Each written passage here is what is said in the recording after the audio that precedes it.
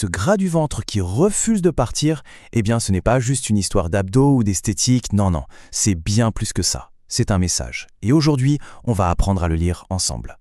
Et cette phrase, elle est absolument cruciale. Parce que ce que beaucoup de gens voient comme un échec personnel, c'est en réalité un signal. Un symptôme, si on veut. C'est notre biologie qui nous parle, qui essaie de nous dire quelque chose sur notre mode de vie. En fait, il faut voir les choses en face. L'obésité, c'est une vraie pathologie. Pensez-y. Notre vie moderne, le stress, le manque de sommeil, la nourriture ultra transformée, tout ça, ça vient dérégler notre métabolisme. Du coup, ce n'est pas qu'une question de volonté. C'est une réponse logique. Une réponse biologique à un environnement qui nous pousse à stocker. Ok, alors comment on déchiffre ce fameux message? Le tout premier outil, on le connaît tous, mais il est souvent mal compris, c'est l'IMC. Mais attention, on ne va pas le voir comme un jugement, plutôt comme une alerte santé. L'indice de masse corporelle, ou IMC, c'est un calcul tout bête, le poids divisé par la taille au carré.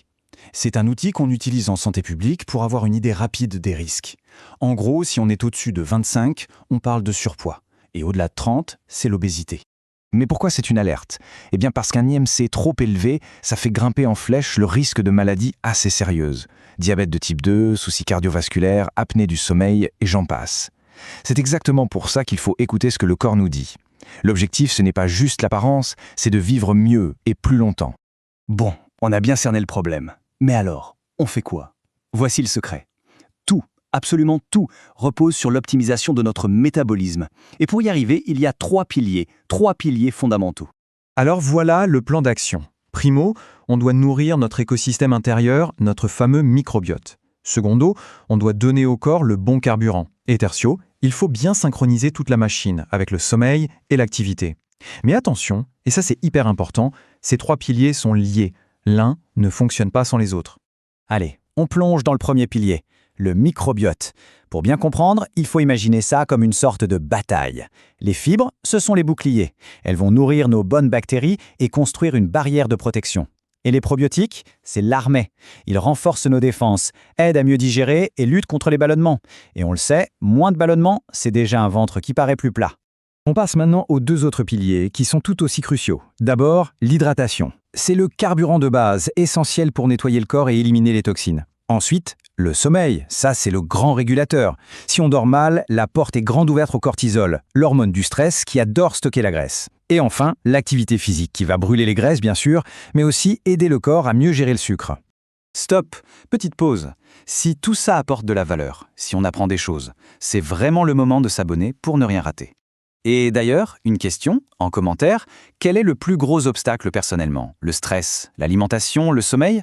Et justement, parlons-en. Du stress, c'est souvent lui le grand oublié, l'ennemi invisible qui vient saboter tous les efforts. Son arme secrète, c'est une hormone qu'on connaît bien, le cortisol, l'hormone du stress. À la base, elle est super utile, elle nous donne un coup de boost pour réagir face à un danger. Mais le gros problème, c'est notre stress chronique, celui de tous les jours. Il maintient le cortisol à un niveau trop élevé, tout le temps. Et ce surplus, il donne un ordre très clair au corps. Stocke de la graisse. Et devinez où? En priorité, autour du ventre. C'est ça, le fameux ventre de cortisol.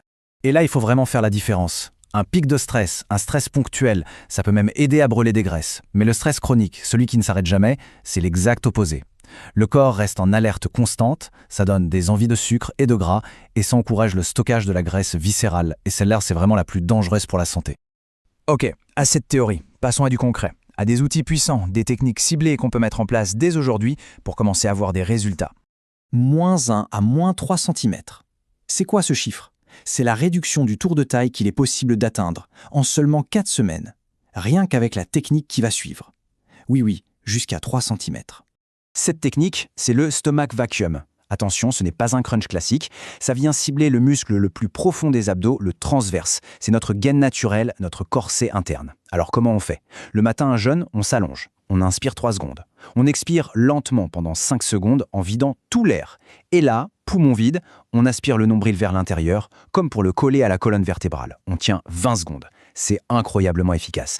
Autre outil super puissant, l'assiette du soir. Ce qu'on mange avant d'aller dormir, ça a un impact gigantesque. Alors le repas idéal du soir, c'est quoi? C'est simple, des protéines maigres, genre poulet, poisson, pour être bien calé, des légumes pleins de fibres et des bonnes graisses, comme dans les avocats ou les oléagineux. Et surtout, la règle d'or, on met la pédale douce sur les glucides raffinés, le pain blanc, les pâtes, ce genre de choses, parce qu'ils adorent se transformer en graisse pendant la nuit.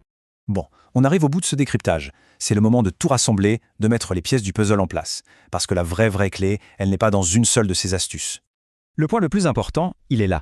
Le stomac vacuum, l'assiette du soir, la gestion du stress, tout ça, ça ne marche que si c'est intégré dans un ensemble, dans un nouveau mode de vie. La transformation réelle, celle qui dure dans le temps, elle vient de la régularité. C'est la somme de toutes ces petites habitudes qui, jour après jour, va créer les vrais résultats. Alors, la question pour finir, après tout ce qu'on vient de voir, c'est quoi la toute première habitude qui va changer dès aujourd'hui? Partagez ça en commentaire. Si cette analyse a été utile, le meilleur moyen de le dire, c'est un like. Pour ne rien rater des prochaines, le réflexe à avoir, s'abonner à la chaîne Data Diet. Et pour aller encore plus loin sur le sujet du métabolisme, il suffit de cliquer sur la vidéo qui s'affiche juste là, maintenant.